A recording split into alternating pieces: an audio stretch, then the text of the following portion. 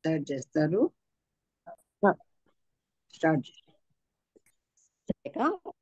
Zoom లో connect అయిన అందరికీ ప్రభునామంలో వందనాలు. అక్క కూడా వందనాలు. మరి స్టార్ట్ చేసుకున్నాం. మొదటిగా కొండమ్మక్క ప్రార్థన చేస్తారా? హలో అక్క.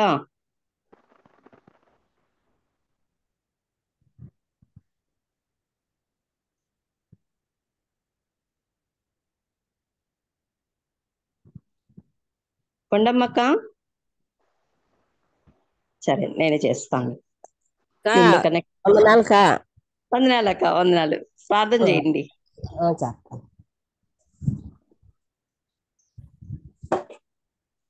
తండ్రి ప్రభాష పరిశుద్ధుడ పరమ తండ్రి మహోన్నతుడ దయగల దేవ కృపగల తండ్రి కృపామయుడ సర్వాధిపతి సర్వోన్నతుడ సర్వ సృష్టికర్త ఆది అంతమైన తండ్రి ప్రభా నాయన నేను పొద్దు నుంచి ఇంతవరకు కాచి కాపాడి నిరకల సంద దాచుకొని మమ్మల్ని సజీవ లెక్కలో ఉంచి అయా చిన్న మందగా చేరు ప్రభా. మరి తండ్రి జూన్లో కనెక్ట్ అయిన బిడ్డలందరినీ పేరు పేరున జ్ఞాపం చేసుకో నాయన. వాక్యంతో పాటలతో నిన్ను శుద్ధిస్తుండగా నిన్ను ఆరాధిస్తుండగా గణపరుస్తుండగా నీకు రాల్సిన మాకు నీకే వచ్చినట్లుగా సహాయం అనుగ్రహించి ప్రభా. దేవా నీ పాదాలు పట్టుకుని అడుక్కుంటున్నాం తండ్రి. ఏ డిస్టర్బెంట్ లేకున్నట్లుగానైనా క్షేమకరంగా అంతం వరకు ఆది అంతం నువ్వే ఉండి నడిపించు ప్రభా. చక్కగా జరుగునట్లుగా సహాయం అనుగ్రహించి కృప చూపు దయచూపు. నేను ఆశీస్కలు అక్కడిని జ్ఞాపం చేసుకో, తేజ అక్కడిని జ్ఞాపం చేసుకో, అమృతక్కని ప్రభా. మరి నాయన చారక్కని బట్టి ప్రభా బిడ్డలంతా ఆసక్తితో మరి ప్రభా మాకు ఎంతో ఆసక్తి కలిగి మాకు వినిపిస్తుంది. దాన్ని బట్టి కూడా వేలు వేలు సుతులు స్తోత్రం తండ్రి. నైనా ఈ జూన్లో ఎన్ని దినాలు మరి ప్రభా 4 సంవత్సరాలు అయితే వస్తుంది ప్రభా. మరి తన్ని చక్కగా జరిగిస్తుంది. దాన్ని బట్టి కూడా వేలు వేలు సుతులు స్తోత్రంలో అయినా ఆరోగ్యం లేని బిడ్డలకు ఆరోగ్యంలో అయినా ఎన్నో విషయాలు తండ్రి మా ప్రభా. నేను మా సమస్యలన్నీ కూడా నీ దగ్గర చెప్పుకొని ప్రభా ఒకరికొకరు మేము ప్రార్థన చేసుకుంటుండగా అందుని బట్టి నాయనా మరి ఎంతమంది స్వస్థ పొందుకుంటున్నారో, ఎంతమంది బాగుపడుతున్నారో, మరి ఎంతమంది ఇని మేలు పొందుకుంటున్నారు కూడా తండ్రి నీ వల్ల ప్రభా. మరి అక్క ద్వారాగా ఆయా మంచిగా చక్కని ఆలోచన దయచేసి మరి ప్రభా ఈ కార్యం మాకు ఇచ్చినందుకు కూడా వేలు వేలు స్తుతులు స్తోత్రం ఘనత మా ప్రభావంలో అన్ని విషయాల్లోనూ తోడుండి నడిపించి యేసుక్రీస్తు దయగల శక్తి గల నామములో బతిమలాడి అడిగి వేడుకొని పొందున్నాం తండ్రి. ఆమేన్. ఆమె మొదటిగా దేవుని సహాయం కొరకు ప్రార్థన చేసిన కొండమ్మకు ప్రభు నామంలో ఎస్తర్ ప్రేయర్ తరఫున వందనాలుగా వందనాలు. ఇప్పుడు మన మధ్య ఉన్న నిర్మల అక్క అందరికీ పరిచయమే. మరి అక్కనే పాట పాడుతుంది. ఈ రోజు వాక్యం కూడా అక్కనే అందిస్తారు. మరి అక్కకి ఇద్దాం ఈ సమయాన్ని. అక్క నిర్మల అక్క ఉన్నారా?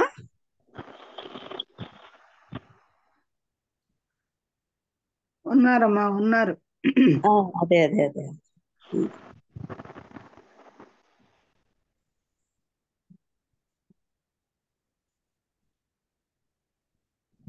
హలో అక్క నిర్మల అక్క వినిపిస్తా ఉందమ్మా? వినిపిస్తుంది కా. వందనాలుక. పాట పాడబడండి.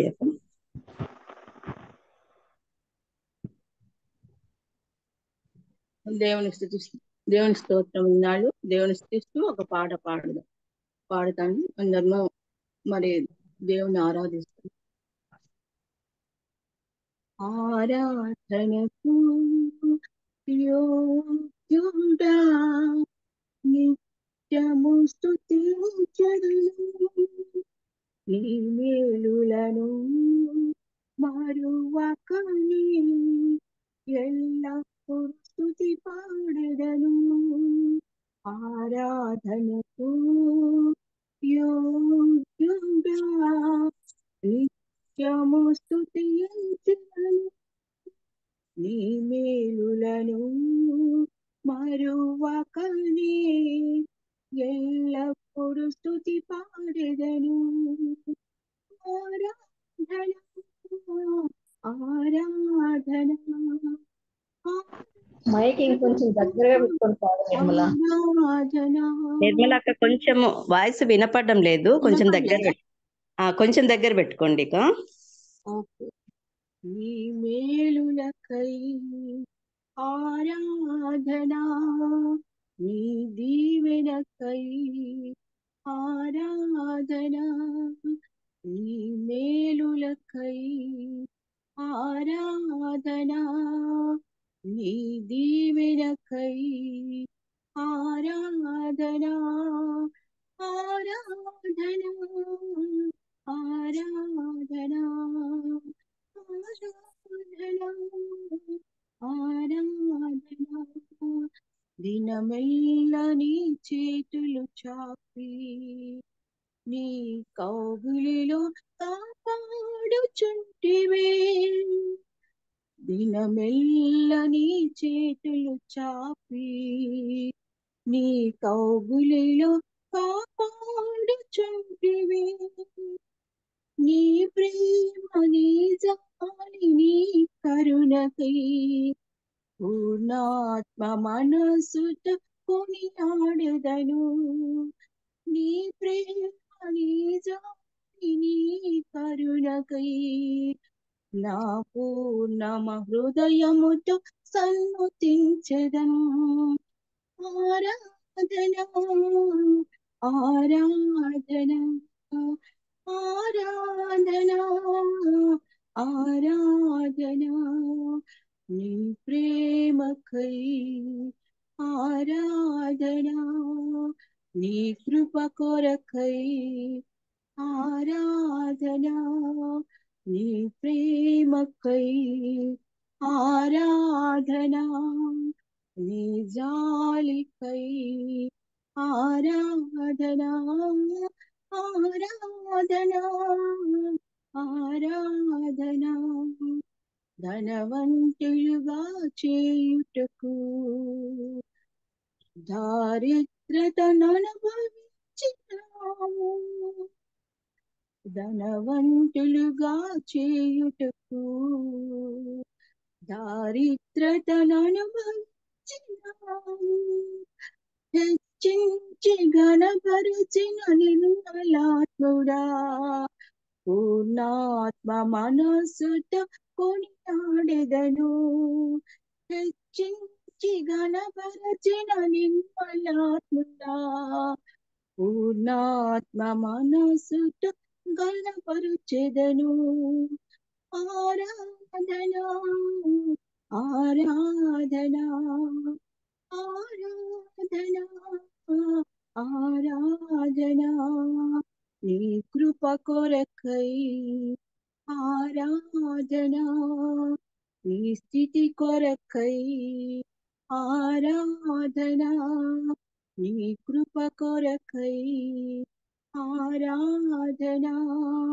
నీ స్థితి కొరకై ఆరాధన ఆరాధన ఆరాధన ఆరాధన ఆరాధన స్తోత్రం అండి వందనాలు అందరికి వందనాలు అక్క. చక్కని పాట పాడింది కదా, నిజమే అక్క. ఆరాధనకు మనకు యోగ్యుడు మన ప్రభువే కదా, కాబట్టి ఆయన నిత్యము స్తుతించాలంట. ఆయన మేలులు మనం మరవకూడదంట కదా. మరి దీవెనలతో మనల్ని నింపాడు, మరి తర్వాత ఎల్లప్పుడూ ఆయన మనతో కూడా ఉన్నాడు. మన కోసం ఆయన దరిద్రుడిగా మారారు కదా. ధనవంతుడైన దేవుడు మన కోసం దారిద్రతను అనుభవించాడు. కాబట్టి మనం పూర్ణ హృదయంతో ఆయనని స్తుతించి ఆరాధించి పాడాలంట. కాబట్టి చక్కని పాట పాడిన అక్కకు వందనాలు. ఇప్పుడు అక్కగారే మనకు వాక్యం కూడా అందిస్తారు.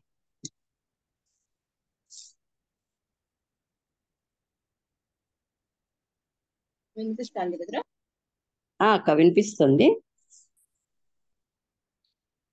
ముందుగా రూమ్ లో చేరిన ఎస్టర్ ప్రేయర్ వారియర్ గ్రూప్ లో ఉన్న ప్రతి ఒక్క వ్యక్తికి, ప్రతి ఒక్క సహోదరికి అందరికీ నా హృదయపూర్వక వందనములు. మరి ఇప్పుడు ముందుగా బైబిల్ గ్రంథంలో, పరిశుద్ధ గ్రంథంలో కీర్తనలు అంటే మరి ఎంతమందికి తెలుసో, మరి ఎంతమందికి ఇష్టమో. నాకైతే కీర్తనలు చాలా ఇష్టము, మరి మీకు కూడా చాలా ఇష్టమని అనుకుంటున్నాను. కీర్తనలు, సామెతలు రెండు మన జీవితంలో, దైనందిన జీవితంలో ఇవి రెండు ఎంతో ప్రాముఖ్యమైనవి. ఎందుకంటే కీర్తనల ద్వారా మనము ఎక్కువ కీర్తనలు చదవడం వల్ల మనము దేవునితో సంబంధం కలిగి ఉన్నట్లుగా మరి లేఖన భాగాల్లో తెలుసుకుంటాము.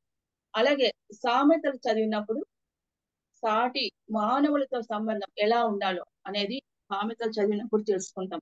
ఇది నేను చిన్నప్పుడు 9-10 సంవత్సరాల్లో ఉన్నప్పుడు మా నాన్నగారు మా కీర్తనలు సామెతలు ఎక్కువగా చదవడము, మరి దాని విశదీకరించి చెప్పడం నాకు నేర్పించాడు. కాబట్టి మొట్టమొదట కీర్తనలో మొదటి అధ్యాయం దుష్టుల ఆలోచన చెప్పుకున్నాడు. ఎంతమందికి మరి కీర్తనలో ఎన్ని అధ్యాయాలు వస్తాయో మరి నాకైతే తెలియదు, కానీ చాలా మంది కీర్తనలో చాలా కంఠపాఠం వచ్చింటాయి కదా.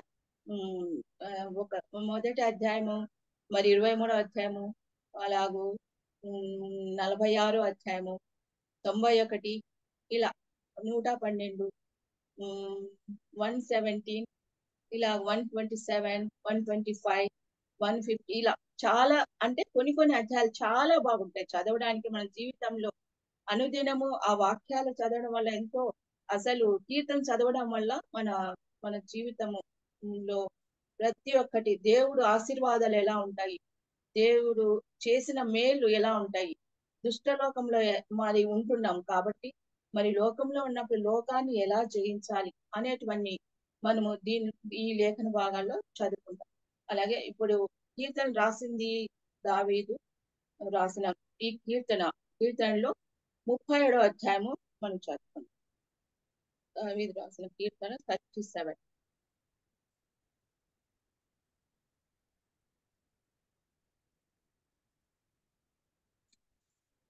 ఎవరైనా చదువుతారా? కీర్తనలు 37, పెద్దదే, 1-40 వచనాలు ఉన్నాయి. దీంట్లో ఓకే, నేను చదువుతాను.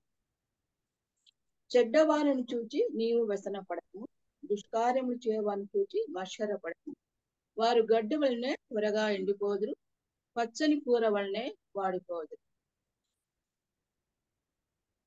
మరి ఈ 2 వచనాల్లో మనము చెడ్డవారిని చూసినప్పుడు మనం వ్యసన పడకూడదని దావీదు మహారాజు తన 37వ కీర్తనలో రాసినారు. మరి దీనికి ఎగ్జాంపుల్ గా మరి చిన్న ఒక బైబిల్లో రాసినవే ఎస్తేరు గ్రంథంలో మరి హామాను ఎగ్జాంపుల్ గా నేను చెప్తున్నా. హామాను మొర్దెకైని విషయంలో, హామాను దుష్ట లక్షణాలు, దుర్మార్గుడు కలిగిన వాడు. మొర్దెకైని చంపాలని ఎంతో ఆలోచించినాడు. అంత మాత్రమే కాకుండా హామాను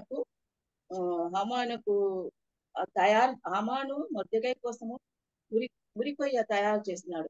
ఎందుకంటే హామానును అహష్వేరోషు రాజు ఎంతో హెచ్చించి తన రాజా సేవకులలో తన దగ్గర ఉన్న అధిపతులలో అందరికీ పైగా ఆయనను ఉంచినాడు. అలాంటప్పుడు రాజు సేవకులందరూ హామానుకు నమస్కారం చేసినప్పుడు ఈ మొర్దెకై వాడు అక్కడ గుమ్మం దగ్గర ఉంటాడనమాట. రాజగుమ్మం దగ్గర ఉన్నప్పుడు ఈ మొర్దెకై అతను హామానుకు నమస్కరించలేదు. మరి అలాగే వంగకుండా, నమస్కరించకుండా, అసలు కదలకుండా అలాగే ఉన్నాడు. ఎందుకంటే ఈయన యూదుడు వేరే, తన దేవునికి తప్ప, యెహోవాకు తప్ప ఎవరికి నమస్కరించడు, ఎవరికి బ్రొక్కడు. కాబట్టి అలాంటప్పుడు హామాను మొర్దెకైని ఎలాగైనా, నాకు అసలు మర్యాద ఇవ్వడం లేదు, నాకు నమస్కరించడం లేదు, కాబట్టి నేను ఇతన్ని ఎలాగైనా చంపాలని అనుకుని కోపంగా తన ఇంటికి వెళ్ళి తన భార్యతో మరి ఈ విషయం చెప్తాడు. నాకు ఇలా జరిగింది. హామాను ఏమంటాడంటే తన భార్యతో, మొర్దెకై అతను నాకు అసలు ఎలాంటి మర్యాద ఇవ్వడం లేదు, ఎలాంటి గౌరవం ఇవ్వడం లేదు, అసలు నన్ను చూసి చూడనట్టు ఉంటున్నాడు అని అన్నప్పుడు భార్య పోతే పోయిందిలే అని అనకుండా భార్య కూడా ఏమంటుందంటే, అవునా, అట్లయితే ఆయన కోసం నువ్వు ఒక 50 మూరల ఎత్తుగల ఉరి కొయ్య తయారు చేసి రాజు దగ్గరకు తీసుకెళ్ళి, ఎందుకంటే రాజు అందరిలో నిన్ను ఘనపరిచి హెచ్చించాడు కాబట్టి నీ మాట అతడు వింటాడు అని ఆమె ఇంకా అగ్నికి ఆజ్యం పోసినట్లుగా తన భర్తకు ఇంకా ఉసిగొల్పి పంపించింది. మరి హామాను అలాగే అని ఆ వెనక్కు వచ్చినప్పుడు అది తీసుకొని రాజు దగ్గరికి వస్తాడు. ఎస్తేర్ మహారాణి విందుకు పిలిచింటుంది కదా, ఆ విందుకు మరి రాజు మరి హామాను కూడా పిలిచినారు కాబట్టి వారిద్దరూ వచ్చినారని అనుకున్నప్పుడు రాజు ఏమంటాడంటే, రాజు కోపంగా ఉంటాడు. హామాను తన ఆలోచన అంతా ఇదే ఉంటుంది, ఉరికయ మీద మొర్దెకైని ఎలా చంపాలా, అది ఎలా చెప్పాలా అనుకుంటా ఉంటాడు. అప్పుడు ఎస్తేరు గ్రంథంలో మనము చూసినట్లయితే, ఎస్తేరు గ్రంథము ఒక నిమిషం,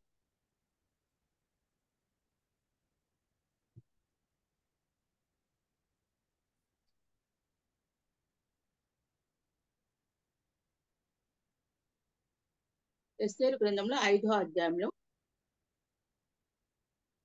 9వ వచనం నుండి మనము 14 వచనాలు చదివినట్లయితే,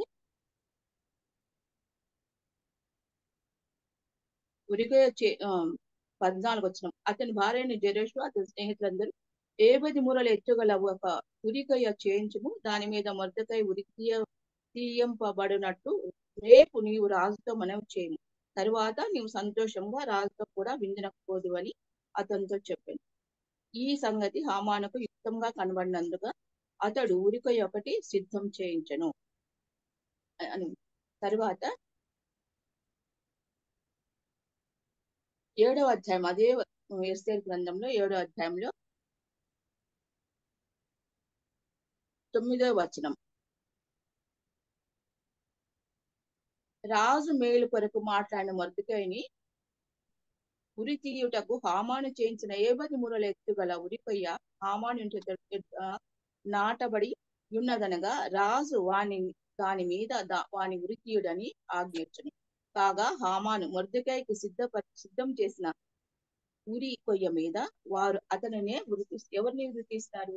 ఈ మొర్దెకైని తీయలేదు. మొర్దెకై మంచి పనులు చేస్తున్నాడు రాజుకు తెలిసినప్పుడు రాజు హామానునే ఆ ఉరి కొయ్య మీద, అంటే ఎవరైతే మరి చెడు చేయాలని ఆలోచించినారో, చెడు తలంపులతో ఉన్నారో, మంచి వారికి చెడు చేయాలని అనుకున్నారు, వాళ్ళే ఆ ఉరికొయ్య మీద ఉరి తీయబడినారు. అప్పుడు మనకి ఇక్కడ తెలిసింది ఏమంటే, చెడ్డవారిని చూసి వ్యసన పడినప్పుడు మన హృదయంలోనే బాధ ఉంటుంది, మన హృదయంలోనే భేద ఉంటుంది. కానీ అది దేవునికి అప్పగించినప్పుడు దేవుడు దానిని తొలగిస్తాడు. అంత మాత్రం కాకుండా మరి ఈ మొర్దెకైని ఉరి తీయాలనుకొని హామాను సిద్ధం చేయించిన ఉరికొయ్య 50 మూరల ఎత్తుగల ఉరికొయ్య మీద మరి హామానునే ఉరి తీయించినాడు. మొర్దెకై దేవుడు తప్పించినాడు. ఎప్పుడైతే దేవుని ఆశ్రయిస్తామో, దేవునికి మనము లోబడి దేవుని వైపు చూస్తామో, ఆకాశం వైపు కన్నులెత్తి దేవుని వైపు చూచినప్పుడు మరి మొర్దెకై ఎంతో ప్రార్థన చేసినాడు. వారి స్వజనులందరూ, యూదులందరూ ప్రార్థన చేసినారు. ఎస్తేరు మహారాణి తన కోటలో ఉన్న తన చెలికత్తలందరూ కలిసి ప్రార్థన చేసినప్పుడు మరి మొర్దెకైని ఎలా తప్పించగలిగినాడు దేవుడు అనేది మనం ఇక్కడ తెలుసుకుంటాం. అలాగే మరి దావీదును కూడా సౌలు మరి దావీదును చంపడానికి తన సింహాసనము వదిలిపెట్టి సౌలను చంపడానికి ఎన్నోసార్లు తరుగుతాడు. అయితే దావీదును మరి దేవుడు తప్పిస్తూనే ఉంటాడు. ఎందుకంటే సౌలును చంపడానికి కారణం దావీదు గొర్రెలు కాసేవాడు. మరి అలాంటి దావీదును మరి రాజుకు అల్లుడుగా అవుతున్నాడని తన బంధువులు, రక్త సంబంధికులు, తన చుట్టూ ఉన్న వారందరూ సౌలుకు లేనిపోని మాటలన్నీ చెప్పినారు. మరి ఆ మాటలు ఎందుకు చెప్పినారంటే, అంటే ఒకడు బాగుపడతంటే, తన బంధువులు ఒకవేళ బాగుపడుతున్నారు అని అంటే కూడా ఓర్చుకోలేని లోకంలో మనం ఉంటున్నాం. ఈ లోకం ఎట్లాంటిదంటే బాగుపడే వాళ్ళని కూడా చూసి సహించదు. కనీసం చెడిపోతున్నారంటే వాళ్ళకి చేయూతనిచ్చి వాళ్ళని ఆదరించే వాళ్ళు కూడా ఈ లోకం చాలా తక్కువ. కాకపోతే అలాంటప్పుడు దావీదు ఎంతో మంచిగా ఉన్నప్పుడు తన తన మామ అయిన సౌలు తనను చంపడానికి మరి ఎన్నిసార్లు ఆయనను వెతికి చంపాలని ఎన్నోసార్లు ప్రయత్నం చేస్తే దేవుడు దావీదు ఎన్నో అడిగాడు, ఏం అపకారం చేయలేదు, అయితే మీరు ఎందుకు నన్ను చంపడానికి మరి వస్తున్నారని కూడా అన్నాడు. అయినప్పటికీ సౌలు వినకుండా ఉన్నాడు. లాస్ట్ చివరకు సౌలునే తన కత్తి మీద తానే పడి చనిపోయినాడు. కాబట్టి దుష్టులు ఇలాగున ఉంటారు. మనం ఇక్కడ చదువుకున్నట్లుగా 2 వచనాలు. మ్యూట్ లో పెట్టుకోండి అక్క మీరు. హలో, మీరు కాదులేండి ఇక. స్పీకర్ తప్ప అందరు కూడా మ్యూట్లోకి వెళ్ళండి అమ్మా. ఎవరెవరు అన్మ్యూట్ చేసుకున్నారు అందరు మ్యూట్లోకి వెళ్ళండి. మనము 1వ వచనము 2 వచనాలు చదివినాం కదా. దాంట్లో చెడ్డవారిని చూసి నీ వ్యసన పడకము, దుష్కారం చేయవారిని చూసి మచ్చర పడకము, వారు గడ్డ వల్లనే త్వరగా ఎండిపోదు, పచ్చని కూర వల్లనే వాడిపోవద్దు అన్నారు. మరి ఇక్కడ గ్రహించాల్సింది ఏమంటే, మనము చెడ్డవారు వాళ్ళు ఏమి గ్రహించలేకుండా వారు ఇష్టం వచ్చినట్లుగా వాళ్ళు చేస్తా ఉంటారు. అయితే 3వ వచనంలో యెహోవా యందు నమ్మిక ఉంచి మేలు చేయము, దేశమందు నివసించి సత్యం అనుసరించము. మరి మనము యెహోవా యందు నమ్మిక ఉంచి మేలు చేసినప్పుడు, నమ్మిక ఉంచి మేలు చేయము, దేశమందు నివసించి సత్యము ఎప్పుడైతే మరి అనుసరిస్తే అప్పుడు యెహోవాను బట్టి సంతోషించుము, ఆయన నీ హృదయ వాంఛలను తీర్చును అని దేవుడు దావీదు మహారాజు రాశాడు. మనం సత్యము ఎప్పుడైతే మనలో ఉంటుందో, యథార్థత అనేది మనలో ఉంటుందో, మరి మంతులుగా మనం జీవించినప్పుడు, సత్యం ఎప్పుడైతే మన హృదయాల్లో ఉంటుందో అప్పుడు మనల్ని దేశంలో నమ్మకంగా ఉండడానికి, మేలు చేస్తూ నమ్మకంగా ఉండడానికి దేవుడు ఎన్నో విషయాలు మనకు చూపిస్తాడు. సత్యంగా ఉన్నప్పుడు, మరి అబద్ధాలు చెప్పినప్పుడు వానికి ఒక అబద్ధం చెప్తే దానికి ఎన్నో అబద్ధాలు చెప్పాల్సి వస్తుంది. అలా కాకుండా సత్యం చెప్పినప్పుడు డైరెక్ట్ గా ఒక మాటను పదే ఎన్నిసార్లు అడిగినా వాడు అదే చెప్తాడు. సత్యంగా ఉన్నప్పుడు నిజం నిప్పు లాంటిది అంటారు కదా. అలా సత్యం చెప్పాలను మనం అనుసరించినప్పుడు మనకి ఎలాంటి భయం ఉండదు. ఎవరో ఏమో చేస్తారనే భయం కూడా ఉండదు. ఎందుకంటే మరి ఉన్నట్లుగా చెప్తాం కాబట్టి. అలాగే మా డిపార్ట్మెంట్ లో కూడా మేము పోలీస్ డిపార్ట్మెంట్ లో చాలా ఫేస్ అయినాము. ఎందుకంటే మమ్మల్ని చూసినప్పుడు ఎంతో మంది జలసీగా అసూయపడి, అంటే 2 జీతాలు వస్తాయి, 2కి ఉద్యోగాలు ఉన్నాయి, ఇట్లా ఎంతో మంది అసూయపడినప్పుడు మరి మేమైతే దేవుని వైపు చూసినాం. నిష్కారణంగా మమ్మల్ని ఎన్నోసార్లు మరి ఉద్యోగంలో నుంచి సస్పెండ్ చేయాలని కూడా ఆలోచించినాం. అయితే ఇంటికి వచ్చి మేము ప్రేయర్ చేసుకుంటున్నాం, దేవా మీ వైపు చూస్తున్నాం, మేము ఏం అన్యాయం చేయలే, ఎవరితో డబ్బులు తీసుకోలే, ఎవరికి అనవసరంగా మేము ఇబ్బంది పెట్టాలి. అలాంటప్పుడు మాకు నేను మా ఆయన 2 డిపార్ట్మెంట్ లో ఉన్నాను, మాకే ఎందుకు ఇలా వస్తాయి కష్టాలని ఎంతో ఏడ్చి ప్రార్థన చేసినప్పుడు దేవుడు ఆ ఐపీఎస్ ఆఫీసర్ల మనసు మార్చేసి, అసలు ఎవరైతే మా మీద విరోధంగా అనుకుంటారు, ఫర్ ఎగ్జాంపుల్ చెప్తున్నా, ఒక ఎస్ఐ ట్రైనింగ్ అయ్యేటప్పుడు ఆయన ట్రైనింగ్ లోనే చనిపోయాడు. చనిపోయినప్పుడు మావారు ఏం చేశారు, ఇది పార్ట్ ఆఫ్ ట్రైనింగ్ అని ఫైల్లో రాసినప్పుడు ఆయనకు ఇన్సూరెన్స్ అమౌంట్ వస్తుంది అనమాట. అది చేసినందుకు ఆఫీస్ లో ఎంత మంది ఎన్ని మాట్లాడిన, మీకేం సంబంధం, మీరెందుకు అలా రాస్తారు, మీరు వాళ్ళతో డబ్బులు తిన్నారా, వాళ్ళు ఎక్కడో ఉంటారు, మచిలీపట్నంలో ఉంటారు వాళ్ళు. మరి ఆమె ఒకసారి పాపం చనిపోయినాక, వాళ్ళ భర్త ఎస్ఐ ఆ పార్ట్ ఆఫ్ ట్రైనింగ్ లో చనిపోయినాక ఆయన వచ్చినాడు అనమాట. ఆయన చనిపోయినాక ఆమె కొడుకు చిన్న పిల్లడు, అంటే 1 సంవత్సరం బాబుని ఎత్తుకొని వచ్చింది. అప్పుడు నాకు కొడుకు 1.5 సంవత్సరం చిన్న పిల్లడు. అప్పుడు నేను అనుకున్నా, అరే బాబు చిన్న బాబు ఉన్నాడు కదా, వీరికి మనము మన చేతనైన సహాయం హెల్ప్ చేయాలని అనుకున్నాం. నేను మా ఆయనతో కూడా చెప్పాను, ఇలా చిన్న బాబు ఉన్నాడు పాపము, ఆమె కూడా ఎడ్యుకేటెడ్ కాదు, ఏదో ఎట్లా ఒక సహాయం చేద్దామని అంటే సరే అనుకున్నాం. ఇద్దరు అనుకొని మేము అన్ని చేసి వాళ్ళకు 2 lakhs, అప్పట్లో 2 lakhs, అంటే ఇది జరిగి నా కొడుకు చిన్నప్పుడు, అంటే దాదాపు 30 ఏళ్ళు అయిపోయినాయి. అప్పుడు మేము వాళ్ళకి 2 lakhs వచ్చినాయి గవర్నమెంట్ నుంచి ఇచ్చే ఆ డబ్బు. అంటే ఏమి చిన్న మాట రాసినప్పుడు ఎందుకు అంటే అక్కడ ఇది ట్రైనింగ్ లో ఒక భాగము, స్విమ్మింగ్ కూడా అని రాసినాము. అప్పుడు తర్వాత దానికి చలానా కట్టాల, 30 రూపాయలు 50 రూపాయలు. అది మేము కట్టినందుకు అసలు కన్సర్న్ సూపరింటెండెంట్ ఒక మాట అన్నాడు, కన్నయ్యుడు అనే పదం ఉపయోగించి మేము వాళ్ళతో కన్యాయం అయ్యి డబ్బులు మేము వాళ్ళకి తీసుకున్నట్టు అని ఎన్నో మాట్లాడినారు. అయితే దేవునికి స్తోత్రం వందనాలు చెల్లిస్తున్నాయి. ఎందుకంటే ఇదంతా ఎస్పీ గారు ఆ నోట్ అంతా చూసి ఫస్ట్ అప్రూవ్ చేసినారు. వీళ్ళకి ఛార్జ్ ఇవ్వాలా, మెమో ఇవ్వాలని అప్రూవ్ చేసినారు. కానీ మళ్ళీ తర్వాత భోంచేసి వచ్చినాడు ఆయన మధ్యాహ్నం సెక్షన్ లో. మళ్ళీ ఏమనుకున్నాడేమో, పై నుంచి కింది వరకు ఒక గీత గీసేసి డ్రాప్ అన్నాడు. ఎంత ఆశ్చర్యకరం కదా నిజంగంటే. నీతిగా బ్రతికినప్పుడు, నీతిగా ఎవరికైనా మనం యథార్థ హృదయంతో సహాయం చేసినప్పుడు మనకు తప్పకుండా మేలు జరుగుతుంది. తాత్కాలికంగా మాత్రమే శ్రమ. ఇప్పుడు తాత్కాలికంగా మాత్రమే మొద్దకై కొంచెం కష్టపడినాడు. కానీ చివరకు ఎవరైతే ఈయన గురించి చెడుగా ఆలోచించినాడో, దుష్ట ఆలోచన పెట్టుకున్నాడో, దుర్మార్గంగా ఆలోచించినాడో అతన్నే ఉరికొయ్యలో మరి గురి తీయించినారు కదా. అలాగూ మరి దావీదును చంపడానికి ఎవరైతే మరి సౌలు వెంబడించి పరిగెత్తించి సింహాసనం వదిలిపెట్టి ఈయనను పరిగెత్తించి చంపాలని వచ్చినప్పుడు సౌలే తనంతట తానే చనిపోయినాడు. కత్తి మీద పడి చివరకు ఎవరు చంపకుంటే ఆయనే పడి చనిపోయినాడు. దావీదుకి ఎన్నోసార్లు దొరికినాడు సౌలు. కాకపోతే దావీదు అభిషేకుడైన ఈయనను నేను చంపనని అన్నాడు. అలాగూ మరి అంత మాత్రం కాకుండా మరి ఇక్కడ నీ మార్గం యెహోవాకు అప్పగింపుము, నీవు ఆయనను నమ్ముకొనుము, ఆయన నీ కార్యము నెరవేర్చును. ఆయన వెలుగుల వలె నీ నీతిని, మధ్యాహ్నం వలె నీ నిర్దోషత్వము వెల్లడిపరచును. యెహోవా ఎదుట మౌనంగా ఉండి ఆయన కొరకు కనిపెట్టుకొనుము. తన మార్గం వర్ధిల్లి వాడిని చూసి వ్యసన పడకు, దురాలోచన నెరవేర్చుకుని వాడిని చూసి వ్యసన పడకు. మరి ఇక్కడ 4వ వచనంలో దేవుని యందు దుష్టునికి సంతోషమే లేదు. దేవుడు అంటే ఆయన మనసులో సంతోషము లేదు, దేవుడు అనే ఆలోచన లేదు. అలాగే 5-6 వచనాల్లో దేవుని యందు నమ్మిక ఉంచుట ఆలోచన ఆయనకు లేదు. నమ్మకం ఉంచాలా దేవుని యందు అనేది కూడా వాడికి తెలియదు.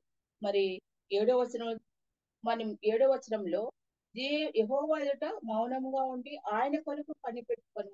మరి దేవుని ఎదుట మౌనంగా ఉండి కనిపెట్టుకోనడము అనేది దుష్టునికి తెలియదు. క్రమశిక్షణ మనము అనుదినము ప్రతిదినము దేవుని ఉదయం లేస్తూనే మనం దేవుని ప్రార్థన చేసినప్పుడు మనకు మనశ్శాంతి, ఎంతో మనసులో శాంతి, సమాధానం, సంతోషం అనేది ఉంటది. అలాగే దుష్టులు క్రమశిక్షణ అంటూ వారికి ఉండదు. ఎందుకంటే వాళ్ళు 24 గంటలు ఇదే ఆలోచనలు. ఎవరిని చేస్తామా, ఎవరితో మరి అనవసరంగా ఎవరిని కించపరుస్తామా, అనవసరమైన మాటలు మాట్లాడతామా, ఎవరిని ఎగతాళి చేస్తామా అని అన్నట్లుగా ఎన్నో మాటలు మాట్లాడుతూ ఈ లోకంలో అసలు ఇబ్బంది పెడుతూ ఉంటారు. బాగున్న వాళ్ళని కూడా అనవసరంగా పేర్లు పెట్టుకుంటూ అనవసరమైన మాటలు అంటూ ఎన్నో అసలు ఈ బాగున్నారంటే కూడా ఓర్వలేని తనంతో ఎంతో మంది ఎన్నో విధాలు ఉంటారు. మరి కోపం మరి 7వ 8, 9, 10 వచనాల్లో మనకు దేవుడు ఏం చెప్తాడంటే, కోపం మానము, ఆగ్రహం విడిచిపెట్టము, వ్యసన పడకము, అది కీడుకే కారణము, కీడు చేయవారు నిర్మూలమగదు. యెహోవా కొరకు కనిపెట్టుకుని వారు దేశమును స్వతంత్రించుకొందురు. అవును, యెహోవా కొరకు మరి కోపం మానము, ఆగ్రహం విడిచిపెట్టము. కోపం ఎప్పుడైతే ఉంటుందో మనకు ఆటోమేటిక్ గా బీపీలు పెరిగిపోతాయి. అసలు మన మనసులో ఇంకా కోపం అనేది, వేరే వాళ్ళ మీద కోపం ఉందంటే మనము ఎట్లుంటామంటే మన ముఖమే వికారం అయిపోతుంది. ఆ కోపం వల్ల అందము పోతుంది. అసలు మన ఫేస్ అసలు ఎట్లుంటదంటే అగ్లీగా ఏమో పోగొట్టుకున్నట్లు బీపీలు రైజ్ అయిపోయి అలా ఉంటాం. మరి ఆ కోపం మానం, ఆగ్రహం విడిచిపెట్టి వ్యసన పడక కీడుకే కారణం. మన మనసులో వ్యసనం పెట్టుకుంటే మన మనసు ఎప్పుడు మనోవ్యాధికి మందు లేదంటారే అలాగుంటది. ఆ వ్యసనము రోజు రోజుకు పెరిగి పెద్ద అవుతుంది. కాకపోతే ఎవరైనా మనల్ని కించపరిచినా, వారిని క్షమించినామనుకో, మనకు అసలు మన ఆ ఫేస్ లోనే మనకు తెలుస్తుంది. వాళ్ళు ఇట్లా అన్నారు కదా, అయితే మనకి ఎందుకు, దేవుడు అట్లాంటోడు మనల్ని క్షమించినాడు. మనల్ని క్షమించకుంటే మనం ఎక్కడ ఉండవలసిన వారము? అసలు మన మన మంచితనం ఏమాత్రము, మనము దుమ్ము ధూళి వంటి వారము, అసలు ఏమాత్రం పనికిరాని పాత్రలం మనం. అలాంటి మనల కోసము ఆయన అమూల్యమైన తన రక్తాన్ని చిందించి తన శరీరాన్ని మన కోసం ఎందుకు అర్పించాలి? మన కోసం ఆయన అర్పించకుండా మనం ఎక్కడ ఉండవలసిన వారము? జిగటగల దొంగ ఊబిలో కూరుకుపోయేవలసిన వారు. అలాంటి మనల్ని రక్షించడానికి ఆయన పరము నుండి వీడి తన యవ్వన ప్రాయంలో మన కోసం ఆయన తన యొక్క అమూల్యమైన శరీరాన్ని మన కోసము ప్రాణాన్ని అర్పించడానికి, అందుని బట్టి మనం దేవుని కృతజ్ఞతాస్తుతులు చెల్లి ఇంత ధన్యత మనకి యెహోవా తమకు దేవుడు కాగల జనులు ధన్యులు అన్నారు. నిజంగా మనకు ఈ ధన్యత వచ్చిందంటే దేవుడు మనకి ఇచ్చినాడు. మనం ధన్యులు. నిజంగా ఎంతో మందికి ధన్యత లేదు. ఎంతో మంది మరి ఈ లోక సంబంధమైన ఆలోచనలు, ఈ లోక సంబంధమైనటువంటి మరి ఆస్తుల కొరకు, అంతస్తుల కొరకు, ఈ లోక సంబంధమైనటువంటి మరి డబ్బుల కొరకు ఎంతో గొడవ పడుతూ ఉంటారు. కాకపోతే దేవుడు మనకు ఆయన బిడ్డలుగా చేసుకున్నందుకు మనం నిజంగా ధన్యులం. అంత మాత్రమే కాకుండా మరి భక్తిహీనులు నీతిమంతుల మీద దురాలోచన చేయరు. ఈ 8వ వచనం అయిపోయింది కదా. 10 ఇక కొంతకాలము భక్తిహీనులు లేకపోదు వారి స్థలం. భక్తిహీనులు బాగుంటారు, త్వరగా చిగురిస్తారు. మరి కొంతకాలం అయిపోయి ఎంత స్పీడ్గా చిగురిస్తారో అంత స్పీడ్గా మళ్ళీ వాళ్ళు అడ్రస్ కూడా ఉండకుండా వెళ్ళిపోతారు. ఇది నిజంగా అంటే నగ్న సత్యం. ఎందుకంటే నీతిమంతులు చిరకాలము మరి వారి ఇండ్లు, వారి పిల్లలు, వాళ్ళ ఆస్తి మొత్తము దీవింపబడుతుంది. కానీ భక్తిహీనులు ఉన్నట్టుండి ఇప్పుడు బాగుంటారు. ఎంత బాగుంటారంటే అమ్మ వీళ్ళు చూడబ్బా దేవుని నమ్మకోకుండా ఎంత బాగున్నారు, వాళ్ళ ఇంట్లో అందరు బాగున్నారు, పెళ్లిళ్ళు అయిపోయినాయి, అందరికి ఉద్యోగాలు వచ్చినాయి, అందరు పిల్లలు ఉన్నారు, అందరూ ఎంత బాగున్నారు, అసలు ఏం తక్కువ లేదని అనుకుంటాం. కాకపోతే మరి కొన్ని రోజులకు మరి కొన్ని సంవత్సరాలకు వారి అడ్రస్ లేకుండా, వారి ఇల్లు లేకుండా, వారి యొక్క కుటుంబాలు లేకుండా పోయినవి ఎన్నో చూస్తున్నాం. ఎందుకంటే దేవుడే ఇక్కడ అంటున్నాడు, ఇక కొంతకాలం భక్తిహీనులు లేకపోదురు, వారి స్థలమును జాగ్రత్తగా పరిశీలించను వారు కనబడకపోదురు. దీనులు భూమిని స్వతంత్రించుకొందురు, బహుక్షేమం కలిగి సుఖించుదురు. భక్తిహీనులు నీతిమంతుల మీద దురాలోచన చేయుదురు, వారిని చూచి ఎవరైనా మనం చూసి పండ్లు కొరికింటారు. ఎందుకంటే ఉద్యోగాల్లో ఇది తప్పకుండా. ఎందుకంటే మేమిద్దరం ఒకే దగ్గర, ఒకే డిపార్ట్మెంట్, ఒకే ఆఫీస్, మా ఇద్దరికి ప్రమోషన్స్ కూడా ఒకే డివోలో, ఒకే ఆర్డర్ లో అలాగ వచ్చేవి. మరి అలాంటప్పుడు ఎంతో మంది వీళ్ళకు ఒకేసారి ప్రమోషన్లు, ఒకేసారి మరి ఇంక్రిమెంట్లు అన్ని ఇలాగ వస్తున్నాయి అని మమ్మల్ని చూసి వెనకాల ఎంతో మంది బాధపడిన వాళ్ళు, కళ్ళు కురికిన వాళ్ళు, ఎంతో మంది అసూయపడిన వాళ్ళు చాలా మంది ఉన్నారు. ఎవరైతే మాకు విరోధంగా మరి ఉన్న వాళ్ళు కూడా చివరకు నమ్ముకొని మా ముందరికి వచ్చి మేము ఇలా చేస్తున్నాం, తప్పైంది, క్షమించండి అని అన్న వాళ్ళు కూడా ఉన్నారు, లేకపోలేదు వాళ్ళు కూడా ఉన్నారు. ఒకనొకప్పుడు మాకు విరోధంగా పిటిషన్లు, ఎన్ని యునానిమస్ పిటిషన్స్ అంటే ఆకాశ రామన్న ఉత్తరాలు ఎంతో మంది రాసేవాళ్ళు. రాసినప్పుడు వాళ్ళు అవి ప్రూవ్ చేయలేక వాళ్ళంతకు వాళ్ళే మరి వెనక్కి వెళ్ళిపోయేటోళ్ళు. ఎందుకంటే ఒక పిటిషన్ రాసినప్పుడు దాన్ని ప్రూవ్ చేయాలి. ప్రూవ్ చేయనప్పుడు ఇవన్నీ ఫేక్ అనేస్తారు కదా. అలా ఒకసారి ఒక ఆయనకు మరి మాకు అగెస్ట్ గా చెప్పి అతనికి యాక్సిడెంట్ అయింది. అయితే ఆయన వచ్చి మా తర్వాత జాయిన్ అయినప్పుడు ఒక మాట అన్నాడు. ఆయనకు వేరే సీట్ వేసినారనమాట. అప్పుడు ఆ సీట్ లో ఆయనకు ఓనమాలు కొట్టావు, నాకన్నా సీనియర్. ఆయన వచ్చి ఒకటే మాట్లాడారు,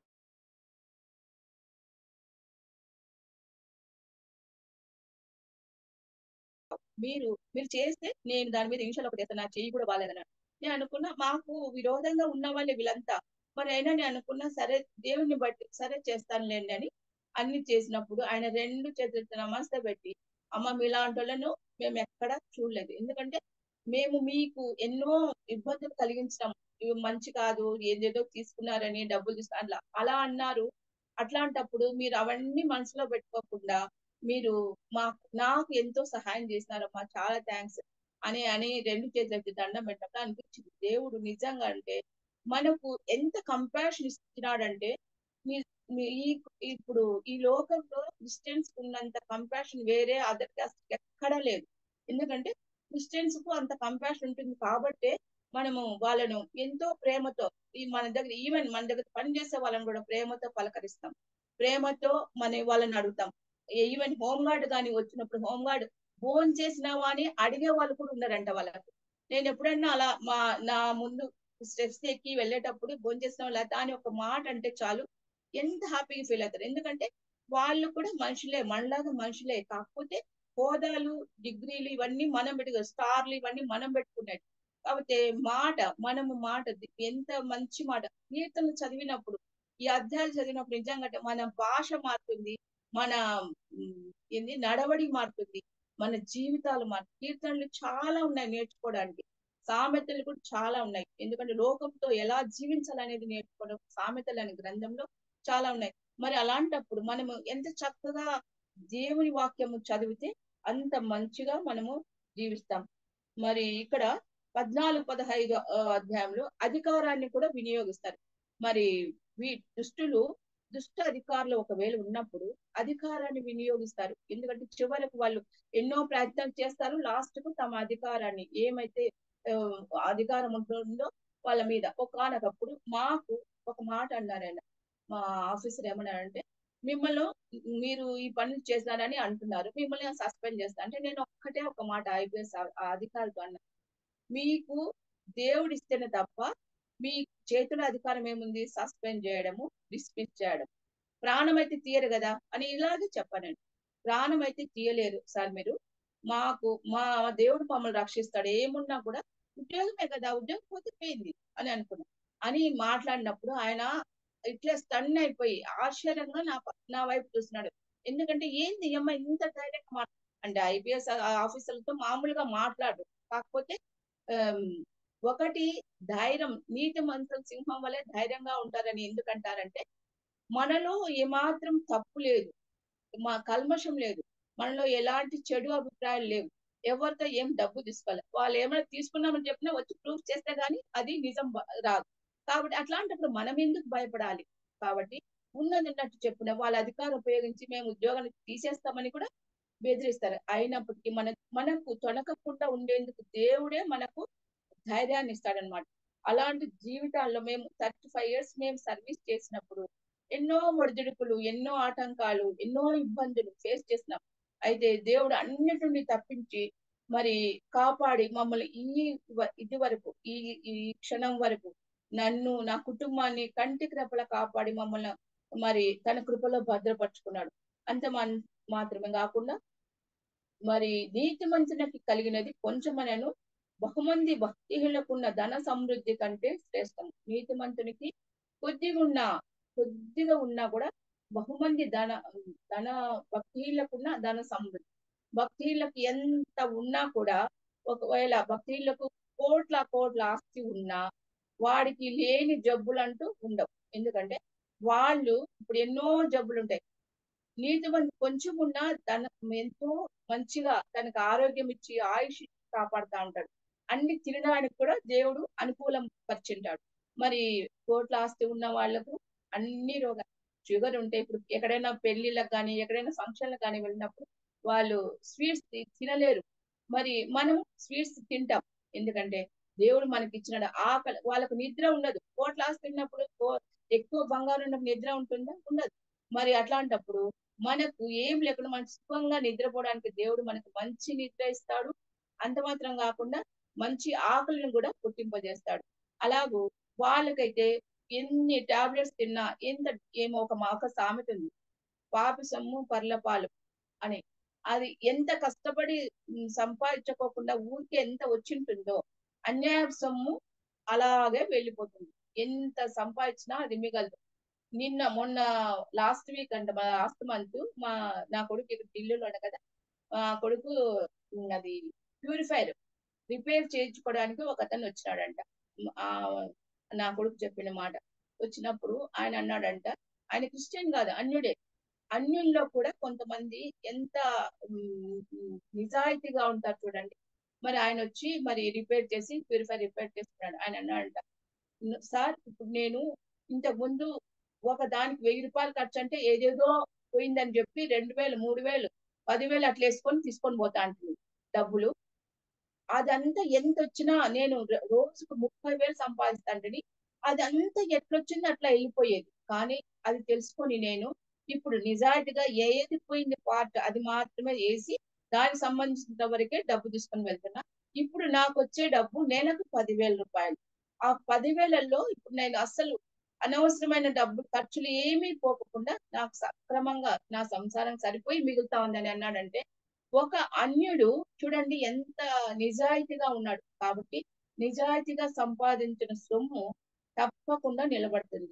కాబట్టి అన్యాయంగా సంపాదించి వాడే ఆస్తి కావాలా, వీళ్ళ ఆస్తి కావాలా, అన్నదమ్ముల ఆస్తి కావాలా అని కొట్లాడి గొడవలు పడి మరి ఎన్నో చేస్తారు చూడు. వాళ్ళకు అసలు మనశ్శాంతి ఉండదు, కుటుంబంలో నెమ్మది ఉండదు.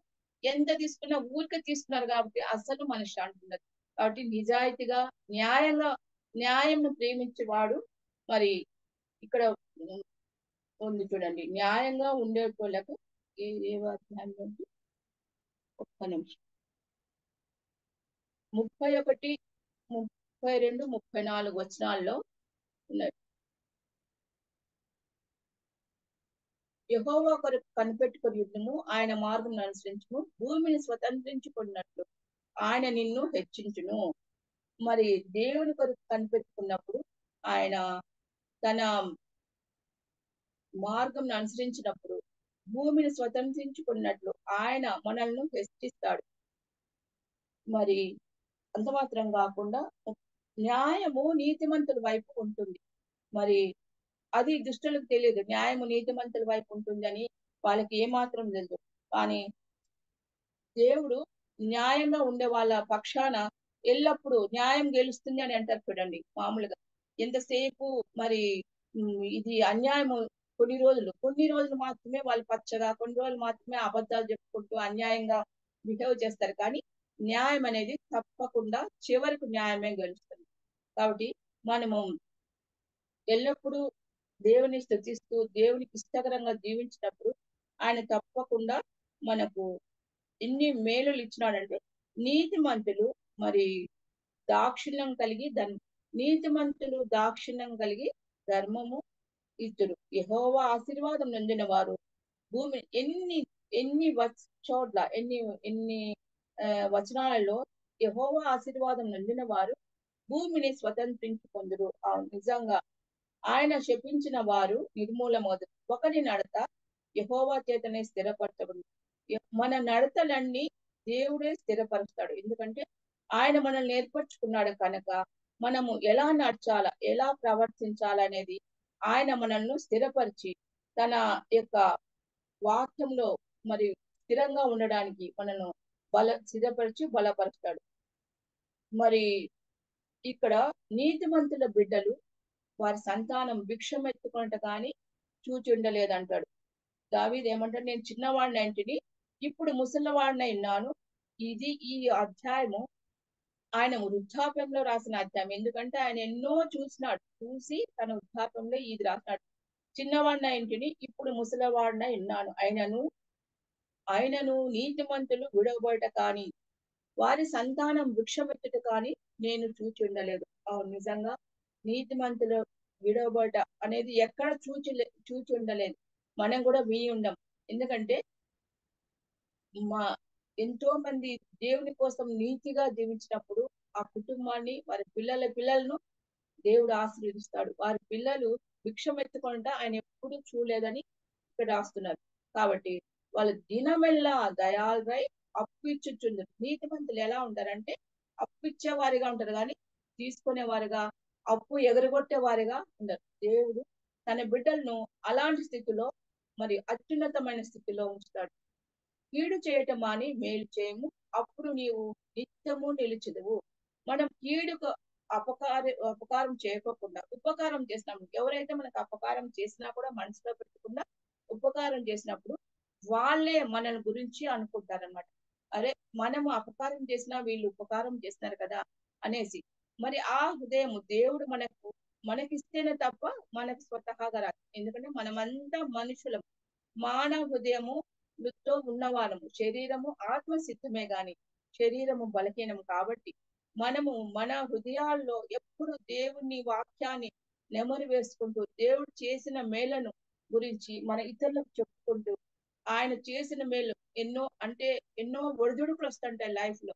నిజంగా చాలా ఒడిదుడుకులు వచ్చినప్పుడు మనం డిస్పరేట్ కాకుండా మరి నిస్సహాయంగా కృంగిపోకుండా దేవుని వైపు చూసినప్పుడు దేవుడు తన బిడ్డలను తప్పకుండా కాపాడుతాడు. అలాగూ ఎలాగనగా యెహోవా న్యాయమును ప్రేమించేవాడు. ఆయన చూడండి 28వ వచనంలో, యెహోవా న్యాయమును ప్రేమించేవాడు, ఆయన తన భక్తులను విడవడు. చూడండి, ఆయన భక్తులను న్యాయంగా ఉన్నప్పుడు ఆయన తన భక్తులను ఎప్పుడు కూడా విడవడు. వారెన్నటెన్నటికి కాపాడబడదు. కానీ భక్తిహీనుల సంతానము నిర్మూలమగును. మరి ఇక్కడ అంటాడు, వారెన్నటెంటి నీతిమంతులు కాపాడుతాడు, ఎన్నటెంటికి విడవడు అన్నారు. అలాగే భక్తిహీనులను సంతానం నిర్మూలమగును. భక్తిహీనుల సంతానం అస్సలు ఉండదు. నీతిమంతులు మళ్ళీ ఇక్కడ అంటారు, నీతిమంతులు భూమిని స్వతంత్రించుకుందరు, వారు దానిలో నిత్యము నివసించదు. నీతిమంతులు భూమిని స్వతంత్రించుకుంటారు, వారు దాంట్లో నిత్యము నివసిస్తారు అని అంటారు. నీతిమంతుల నోరు ఏమి జ్ఞానమును గుర్చి వచించును. అవును, మన నోరు ఎల్లప్పుడూ జ్ఞానయుక్తంగా సమయోచితమైన జ్ఞానం దేవుడు ఇయ్యాలని మనము దేవుణ్ణి అడుకోవాలి. ఎక్కడ ఏం మాట్లాడాలి, ఎవరి దగ్గర ఎలా మాట్లాడాలి, మరి బాధపడే వారి దగ్గర మనం ఎలా పోయి మాట్లాడాలి, పరామర్శించాలి, మరి ఆదరించబడేటప్పుడు ఎలాంటి మాటలు మాట్లాడాలనేది మరి మన నీతిమంతుల నోరు జ్ఞానం గురించి మనం జ్ఞానం ఆ దేవుడు ఇస్తేనే గాని మనకు ఆ రాదు ఆ మంచి మాటలు. అందుకే కీర్తన చదివినప్పుడు మంచి భాష వస్తుంది. దీన్ని చదివినప్పుడు మంచి భాష రావడమే కాకుండా కీర్తన చదివినప్పుడు మన కుటుంబాలు వృద్ధిలోకి వస్తాయి, మన కుటుంబాలు ఆశీర్వదింపబడతాయి, మన కుటుంబాలు అనేకులకు మరి సహాయకరంగా ఉంటాయి. కాబట్టి వారి చేతికి యెహోవా నీతిమంతులను భక్తిహీనులు నీతిమంతుల కొరకు పొంచి ఉండరు, వారిని చంపజోతురు. భక్తిహీనులు అంటే దుష్టులు, వీళ్ళ కోసము పొంచి ఉంటారంట. నీతిమంతులు చంపాలని కూడా చూస్తారు, ఎన్నో జరుగుతాయి. కానీ నీతిమంతులు కానీ యెహోవా కొరకు కనిపెట్టి వారి చేతికి యెహోవా నీతిమంతులను అప్పగింపుడు, భక్తిహీనులను యెహోవా వారి చేతికి అప్పగింపుడని ఇక్కడ లేఖన భాగాలు ఉంది.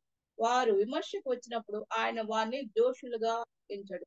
యెహోవా కొరకు కనిపెట్టుకుని ఉండము, ఆయన మార్గం అనుసరించుము, భూమిని స్వతంత్రించుకున్నట్లు ఆయన నిన్ను హెచ్చించును.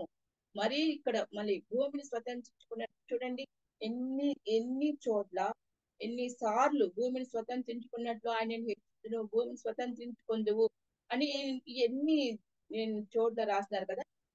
అలాగే మరి భక్తిలో నిర్మూలం కాగా వారు నిర్మూలం కాగా మనం చూస్తూనే ఉంటాం. అవును, ఎన్నో సార్లు మేము చూసినాం, చాలా విన్నాము, చూసినాం, ఈ కళ్ళతోనే చూస్తాం. ఎందుకంటే మాకనే కాదు, భక్తి ఎంతో మందికి ఎన్నో చేస్తారు. వాళ్ళందరూ ఇప్పుడు ఎదురుగా ఎవరు లేరు, ఎంత విర్రవీగినారు. అందుకే చెరపకురా చెడదవని సామెత కూడా ఉంది. గర్వము నాశనం నాకు ముందు గర్వం నడుచును, మనం బైబిల్లో వచ్చినాడు. ఎప్పుడైతే గర్వంగా అహంకారంగా ఉంటామో అప్పుడు నాశనం ముందు గర్వం నడుచు నాశనం అయిపోతారు వాళ్ళు. గర్వంగా మనకు గర్వం ఉండకూడదు, మనము దయ కలిగి ఉండాలి వీధుల పట్ల, మరి మన తోడి వాళ్ళ పట్ల, మనకు ఎవరైతే మన దగ్గర ఉంటారో వాళ్ళందరూ చుట్టుపక్కల వారి కోసం మనం ఎంతో మరి ప్రేమపూర్వకంగా మాట్లాడి వారిని పరామర్శించి వారిని ఎంతో ఆదరించినప్పుడు వాళ్ళు నిజంగా మన మాటల్లోనే వారు మీరు క్రిస్టియన్స్ అని గుర్తెరిగేటట్లు మాట్లాడారు. ఎందుకంటే మన చేతలు మనము వాక్యము చెప్పాలనే కాదు, కానీ మన మాటలు మాట్లాడినప్పుడు వెంటనే ఎన్నోసార్లు నేను బస్సులలో అప్పుడు స్టార్టింగ్ లో మేము బస్సులలో వెళ్ళినప్పుడు ఏదైనా మాట్లాడినప్పుడు వాళ్ళు మీరు క్రిస్టియన్స్ అనేవారు. ఎంత చక్కగా ఎంత త్వరగా కనిపెడతారు చూడండి. బొట్టు లేనంత మాత్రం నేను ముస్లిం అని అనొచ్చు కదా, అయినా మనకు ఆ డౌట్ వస్తుంది. ఎందుకంటే బొట్టు లేదు కదా, వాళ్ళు ముస్లిం ఏమో అని అట్లా కాకుండా మీరు క్రిస్టియన్స్ అని కరెక్ట్ గా చెప్తారు వాళ్ళు. ఎందుకంటే మన మాటలు ఉప్పు వేసినట్టు రుచికరంగా ఉండాలి.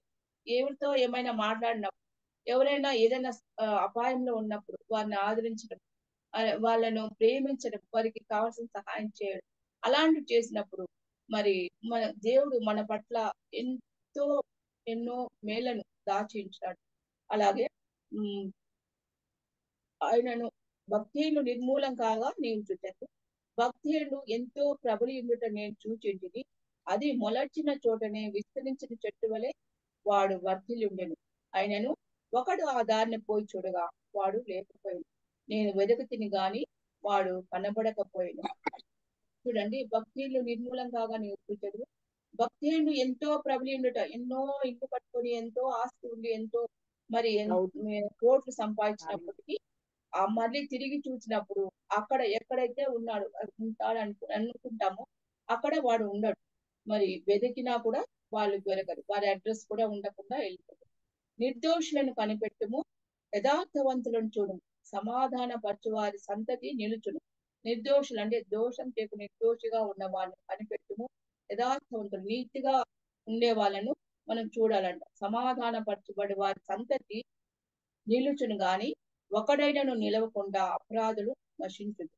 భక్తిహీనుల సంతతి నిర్మూలమగును, యెహోవాయే నీతిమంతులకు రక్షణాధారము. బాధ కలుగునప్పుడు ఆయనే వారికి ఆశ్రయం. నిజంగా అంటే యెహోవాయే నీతిమంతులకు రక్షణాధారం. ఆయనే రక్షించేవాడు, ఆయనే కాపాడేవాడు, ఆయనే మరి సహాయం చేయవాడు, ఆయనే పోషించేవాడు, ఆయనే. మరి యెహోవా వారికి సహాయుడై వారిని రక్షించును. వారు యెహోవా శరణు తెచ్చున్నారు కనుక ఆయన భక్తిహీనుల చేతిలో నుండి వారిని విడిపించి రక్షించును. మనము ఎప్పుడైతే మరి దేవుని శరణు తెచ్చి ఉంటామో, ఎన్ని శ్రమలు, సమస్యలు, ఎన్ని ఇబ్బందులు వచ్చినా కూడా దేవుని శరణు తెచ్చి ఆయన పాద సన్నిధిలో ఆయన దగ్గర మోకాళ్ళుని మనము అడిగినప్పుడు, ప్రభువా మాకు ఈ సమస్య వచ్చింది, మాకు ఈ ప్రాబ్లం ఉంది, మాకు ఈ కష్టాలు ఉన్నాయి, మాకు ఈ బాధలు ఉన్నాయి, మాకు ఈ వేదనలు ఉన్నాయి, బాధలు అన్నప్పుడు దేవుడు తప్పకుండా మరి మనల్ని కాపాడే గొప్ప దేవుడు. నిజంగా అంటే మనకు నిరీక్షణ ఉంది. దేవుడు మనల్ని ఆదరిస్తాడు, కాపాడుతాడు, కృప చూపిస్తున్నాడు, పోషిస్తున్నాడు, సంరక్షిస్తున్నాడు. మరి అలాగే నీతిమంతులకు అయితే ఈ నిరీక్షణ ఉంది, కానీ దుష్టులకు నిరీక్షణ లేదు. దుష్టులు ఎల్లప్పుడూ వారు మేమేం చేస్తున్నామో వారికి తెలియదు అన్నట్లుగా వాళ్ళు అలాగ బిహేవ్ చేస్తుంటారు. మరి కొన్ని వచనాలను బట్టి నేను ఇక్కడ షార్ట్ కట్ లో నేను చెప్తాను. 30వ కీర్తనలో 1-2 వచనాల్లో చెడ్డవారు గ్రహించనిది మరి నీతిమంతులు గ్రహిస్తారు. దేవుని వాక్యము అంటే నీతిమంతులకు వాక్యం అర్థమవుతుంది. దాని విలువ నీతిమంతులకు మాత్రమే తెలుస్తుంది. దేవుని నమ్మిన వాళ్ళకు మాత్రమే తెలుస్తుంది. అంత మాత్రం కాకుండా మరి దుష్టుడు ఎక్కడ ఎక్కడ నివసించాలో కూడా మనకు తెలియదు. ఎందుకంటే వాడికి మైండ్ కూడా సరిగా ఇష్టం వచ్చిన చోటికి అంత వెళ్తా ఉంటాడు, ఇష్టం వచ్చినట్లుగా జీవిస్తూ ఉంటాడు. కానీ మరి దేవుని యందు భయభక్తులు కలవారు వారు నివసించే స్థలము వారికి తెలుసు. ఎక్కడ ఉంటారంటే వాడు దేవుని యందు భయభక్తులు కలవారు. ఒక్క నిమిషం, 37వ అధ్యాయంలో మరొకసారి 3వ వచనం చూద్దాము. కీర్తనలు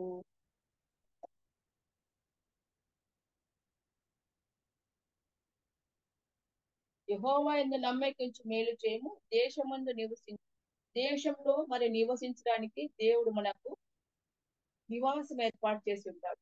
అవును, నిజంగా అంటే మంచి నివాసం దేవుడు మన అందరికి ఇచ్చినాడు.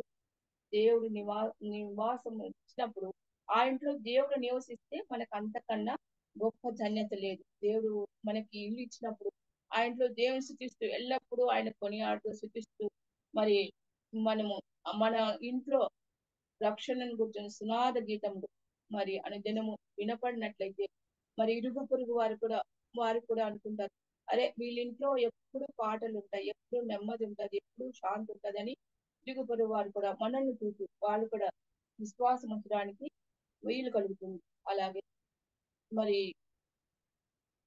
న్యాయమును నీతిమంతుల వైపు ఉంటుందని వాడికి తెలియదు. న్యాయము ఎవరి పక్షాన ఉంటుంది? నీతిమంతుల వైపు ఉంటుందని దుష్టుడికి తెలియదు. కాలము కూడా నీతిమంతుల వైపు ఉంటుంది అని వారికి, కాలం కూడా మన వైపు ఉంటుందని వారికి తెలియదు. కాలం మరి మనము దేవుణ్ణి ప్రార్థన చేస్తున్నాం కనుకనే మనకు నిరీక్ష ఉంటుంది. మనం నిజమైన దేవుని, గొప్ప దేవుని మనం నమ్ముకున్నాం. ఒకవేళ నిజంగా మనకి ఈ దేవుడు లభించకుంటే మనం కూడా దుష్టుల మాదిరి ఉండేవారేమో. మనం ఎందుకు ప్రార్థన చేస్తాం? మా దేవుడు మాకు తప్పకుండా సహాయం చేస్తాడని దేవుని ప్రార్థన చేస్తాం. మరి దుష్టులైతే అలా ఉండదు కదా. మరి దేవుని ప్రార్థించినప్పుడు దేవుడు తప్పకుండా మన ప్రార్థన ఆలకించి మనకు కావాల్సినవన్నీ ఏ అవసరం ఎక్కడుంటాయి కొంచెం నిదానంగా లేటుగా మనకు ఆన్సర్ వచ్చినప్పటికీ దేవుడు తప్పకుండా మన క్వశ్చన్లకు తన ఆన్సర్ తప్పకుండా ఇస్తాడు. అలాగే మరి యెఫ్తా గిలాదువాడనే యెఫ్తా మరి తను వేషకు పుట్టినవాడు. మరి అలాంటి వాడు తన తండ్రికి ఇంటి నుంచి తరిమబడినప్పుడు గిలాదు ఆయన తరిమబడినప్పుడు అతడు ఎక్కడికి వెళ్తాడు? యోబు దేశంకి వెళ్తాడు. అక్కడికి వెళ్ళినప్పుడు అతడు ఆ అక్కడ ఉన్న అల్లరి మూకతో కలిసి మరి ఉంటాడు. కానీ యెఫ్తా దేవుని యందు భయభక్తి కలిగి తను ఆ అల్లరి మూకను సైనికులుగా తీర్చిదిద్దుతాడు. మరి దిద్దినప్పుడు వాళ్ళ అన్నదమ్ములకు మరి అమ్మోనియలు వచ్చి మరి యుద్ధం చేయడానికి వాళ్ళు వస్తారనమాట. అప్పుడు యుద్ధం చేయడానికి వచ్చినప్పుడు వాళ్ళ అధిపతులు వాళ్ళ అన్నదమ్ములు అందరూ కలిసి మరి యెఫ్తా బహు పరాక్రమ గల బలాఢ్యుడు, మరి దేవుని నమ్ముకున్నాడు కాబట్టి వాళ్ళు అనుకుంటారు, అరే యెఫ్తా ఉండింటే ఎంత బాగుండు, మనకు విజయం మన పక్షాన ఉండేది కదా అని అనుకున్నారు. ఒకనొకప్పుడు వాళ్ళు తృణీకరించారు, నువ్వు వేష కుమారుడివి, నువ్వు పనికిరావు అని. కాకపోతే ఇతను దేవుని యందు భయభక్తులు కలిగి దేవుణ్ణి నమ్ముకొని తనకంటూ తను చక్కగా తన జీవితాన్ని కొనసాగించుకుంటూ తన దగ్గర ఉన్న అల్లరి మోకను చక్కగా మరి సైనికులుగా తీర్చిదిద్ది మరి చక్కగా ఉన్నప్పుడు వీళ్ళు ఆయన దగ్గరికి వెళ్ళి, నీవు మా దగ్గరికి వచ్చి మరి మా యుద్ధం చేసి మాకు అధిపతిగా ఉండమని అంటారు. అయితే యెఫ్తా పోవడానికి ఒక కండిషన్ పెట్టారు. మీరు ఒకానొకప్పుడు నన్ను తృణీకరించి నన్ను వెనక్కి పంపించినారు కదా, వెళ్ళిపోమని, ఇంట్లో నుంచి వెళ్ళిపోమని చెప్పినారు కదా, మరి ఇప్పుడు రమ్మంటున్నారు. దానికి ఒకవేళ నేను యుద్ధం చేయడానికి వస్తా, కానీ అమ్మోనియలతో యుద్ధం చేయడానికి వస్తా, కానీ మీరు యుద్ధమైన తర్వాత నన్ను మరి వెళ్ళిపోమంటారేమంటే, లేదు, నన్ను నాయకుడిగా నియమిస్తే నేను వస్తాను.